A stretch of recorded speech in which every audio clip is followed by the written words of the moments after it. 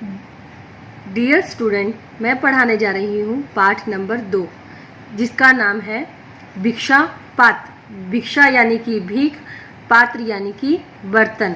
भिक्षा पात्र, भीख मांगने वाला बर्तन। प्रस्तुत पाठ में लेखक श्री रविंद्रनाथ ठाकुर जी ने यह संदेश देने का प्रयास किया है कि दृढ़ निश्चय, सच्ची लगन, कठोर परिश्रम के बल पर मनुष्य किसी भी काम को करने में सफल हो जाता है। वर्षा का आना भी हमारे लिए अत्यंत यानी कि बहुत जरूरी, आवश्यक एवं लाभदायक है। पिछले 2-3 वर्षों से वर्षा पर्याप्त यानी कि पूरे रूप से नहीं हुई थी और इस वर्ष तो एक वर्षा की बूंद के लिए सब तरस रहे थे। धरती पर सूखा पड़ गया था, फसल नहीं हुई थी, हरियाली और पेड़ पौधों में पीलापन आ गया था, घास सूख रही थी, पशु पक्षी प्यासे थे और उनके चहचहाने की आवाजें भी कम आती थीं। नगर में अकाल पड़ा था। जिसके पास थोड़ा बहुत अनाज बचा था, उसने बुरे दिनों के लिए बचा कर रखा था। प्रजा में त्राही त्राही मची हुई थी, त्राही त्राही हाहाकार, चीख पुकार मची हुई थी। लोग परेशान थे, भूखे मर रहे थे, कोई रास्ता दिखाई नहीं देता था। गौतम बुद्ध से लोगों की परेशानी देखी नहीं गई। उन्होंने अपने शिष्यों को इकट्ठा किया, नगर के सभी धनी भक्तजनों की एक सभा बुलवाई। विनम्र स्वर में गौतम बुद्ध ने प्रश्न किया, प्रियजनों, बोलो, भूखी प्रजा को अन्न देने के लिए तुम में से कौन कौन तैयार है? गौतम बुद्ध की बात सुनकर रत्नाकर सेठ का माथा लज्जा से झुक गया यानी कि शर्म से झुक गया। वह हाथ जोड़कर बोला, भगवान, इतने बड़े नगर के हर प्राणी तक अनाज पहुंचाना मेरे बस की बात नहीं है। तथागत ने अपनी दृष्टि यानी नजरें घुमाई। उनकी नजर सेनापति जयसेन पर पड़ी। जयसेन ने कहा, तथागत, प्राण देने से यदि भूखी जनता को अनाज मिल जाए तो मैं प्राण दे सकता हूँ, लेकिन मेरे घर में इतना अनाज नहीं है कि पूरे नगर का पेट भर सकूं। तभी धनी धर्मपाल बोला, भगवान, मैं तो पहले ही भाग्य का मारा हूँ, मैं तो पहले ही बदकिस्मत हूँ, भाग्य का मारा बदकिस्मत हूँ। वर्षा न होने के कारण मेरे सारे खेत सूख गए हैं। जो थोड़ा अनाज बचा है उससे अपने परिवार का भी आधा ही पेट भर पाता हूँ। मुझे तो इस वर्ष का कर देने की भी चिंता है। कर यानी कि टैक्स। सभी एक दूसरे का मुंह ताक रहे थे। तभी भीड़ में से अचानक एक युवती सामने आई। वह भी भगवान तथागत के प्रिय शिष्य अनाथपिंड की बेटी सुप्रिया। वह अत्यंत दुखी लग रही थी।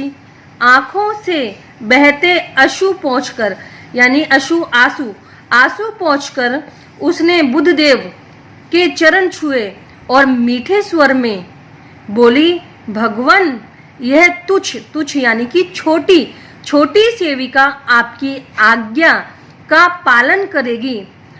अन्न की कमी के कारण जो लोग बेहाल हैं यानी कि परेशान हैं, वे सब मुझे अपनी संतान लग रहे हैं। नगर के हर आंगन में अनाज पहुंचाने का भार मैं लेती हूँ।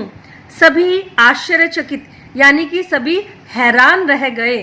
भला एक स्त्री इतने बड़े नगर के वासियों का पेट कैसे भरेगी? सभी ने प्रश्न किया कि एक स्त्री सभी नगर के लोगों का पेट कैसे भरेगी? कुछ तो मन ही मन हंसने लगे, कुछ क्रोधित हो उठे, क्रोधित यानी कि गुस्सा हो उठे, कुछ को सुप्रिया पागल लगी। किसी ने कठोर आवाज में ताना कसा, खुद को तो दाने दाने का अभाव है, खुद के लिए अभाव यानी उसके पास कुछ ना होना, उसके लिए दाने दाने का अभाव है, फिर वो इतना बड़ा काम अपने सिर पर कैसे ले रही है? तेरे घर में क्या भंडार भरे पड़े हैं? सभी ने उससे प्रश्न किया कि तेरे घर में क्या भंडार भरे पड़े हैं जो हमें देगी? सुप्रिया सबके सामने सिर झुकाकर बोली, मेरे पास और कुछ नहीं, केवल भिक्षा पात्र यानी कि भीख मांगने वाला एक बर्तन के रूप में यह कटोरा है। मैं सबसे निर्धन हूँ, निर्धन यानी कि गरीब, मैं सबसे गरीब हूँ, इसीलिए मुझे मांगने में कोई लज। हे प्रियजनों, आपकी दया के बल पर ही भगवान बुद्ध की आज्ञा पूरी होगी। मेरी शक्ति से नहीं, मेरा भंडार तो आप सबके घरों में भरा पड़ा है। आप दया करेंगे तो मेरा भिक्षा पात्र सदा भरा रहेगा। मैं बार बार आपके द्वार पर आऊंगी।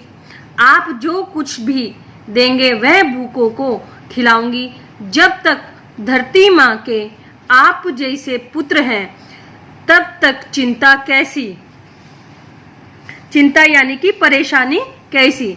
महात्मा बुद्ध ने मधुर मुस्कान के साथ आशीर्वाद देकर उसे उठाया और बोले, तथास्तु, तुम्हारा निश्चय पूरा हो, तुम्हारा कल्याण हो, जो तुम चाहती हो वो तुम्हारा निश्चय पूरा हो। धनी सेठ लोगों ने अपना भंडार सुप्रिया के भिक्षा पात्र में उलीच दिए यानी कि डाल दिए। पात्र सदैव भरा रहने लगा। सब लोगों का उद्धार हो गया। किसी भी अकाल पीड़ित को भूखा नहीं रहना पड़ा। उधर वर्षा ने भी संसार पर कृपा करके धरती की प्यास बुझाई। खेत फिर हरे भरे हो गए, भंडार भरने लगे। सबने सुप्रिया का धन्यवाद किया। इस पाठ से हमें यह शिक्षा प्राप्त होती है कि हम अपने मन में किसी भी कार्य को पूरा करने की ठान लेते हैं तो उस कार्य में हमें हमेशा सफलता प्राप्त होती है। यदि हम पहले ही किसी भी कार्य को करने से उसके बारे में सोचने लगते हैं कि हम यह कार्य नहीं कर सकते तो हम उस कार्य को कभी नहीं कर सकते।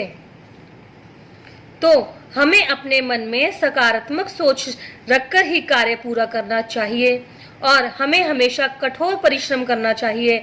और यदि हम सच्ची लगन से अपना कार्य पूरा करेंगे तो निश्चय रूप से ही हमारा कार्य पूरा हो जाएगा।